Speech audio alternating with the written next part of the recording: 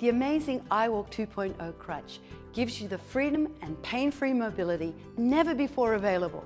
Now there's no more hand, wrist or underarm pain, and you can go about your day-to-day routine with ease. I'm Kelly Roberts, and I'm going to show you how to adjust and tailor your iWALK 2.0 so that walking for your first time will be safe and easy. We'll go through setting the height, vertical alignment, and adjusting and tensioning the straps. We'll start with your iWALK fully assembled. Now, let's remove all three of the straps. Simply push forward on the T-lock buckle and lift off. Put them aside for now. Next, make sure the thigh support thumb screws are loose and that the supports can rotate like this. The next step is really important, orienting the foot for left or right leg use. The adjustment is easy and intuitive. So here's what you do. Make sure that the curved edge is towards the outside. So if you're setting up your crutch for your right leg, then the curved part goes towards the right. For the left leg, it's the opposite. This is a critical safety feature, so make sure that you have it correct before you go any further. Now changing from right to left is simple. Just loosen the clamp bolt, push in on the double-headed spring and rotate the foot 180 degrees until its spring heads snap into the holes, then retighten the clamp. Now remove anything from your pockets, pull your pants up at the waist, and let's get started. Once you have the iWALK foot properly aligned, the next step is to adjust the height of the lower section. Here's how you do it. First, locate the bottom of your kneecap. Then, either sitting or standing, hold the crutch in front of your leg with the back of the knee platform against your shin.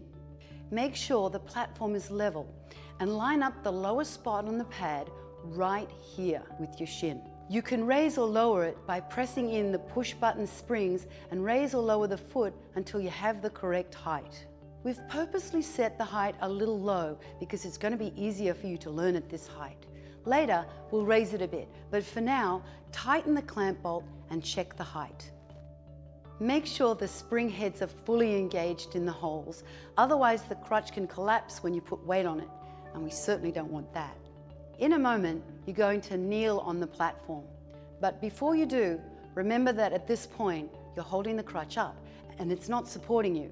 So make sure you have a helper or a handrail or some other stabilizing surface you can rely on in case you lose your balance. Place the foot of your iWALK directly beside your good foot, about shoulder width apart. Okay, so now grab the handle and slip your knee all the way to the front of the platform. If the platform height is correct, you'll have about a 5 to 10 degree bend in your good knee.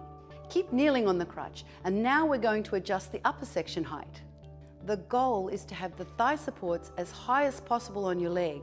So push in the spring button head while pulling up or pushing down on the handle until you have the correct height. Again, make sure the spring head is fully engaged. Next, we're going to adjust the thigh supports.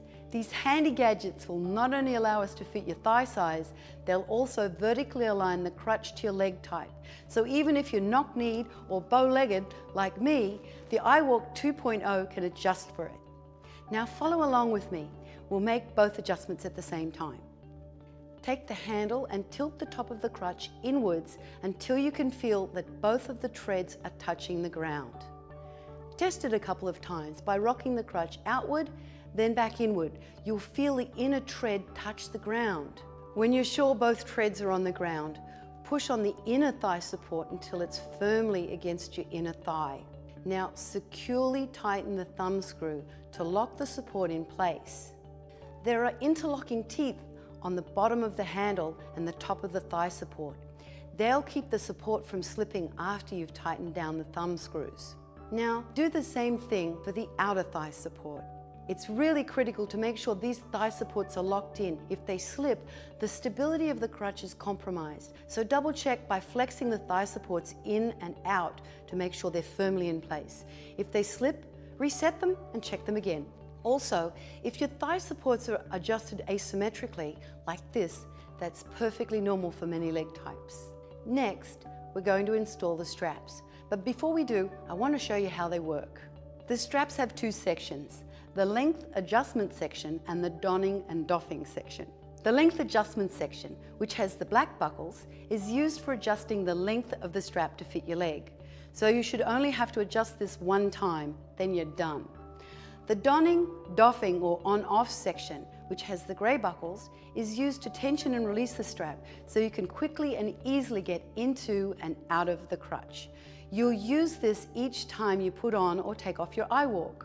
Let's start by fully extending the straps.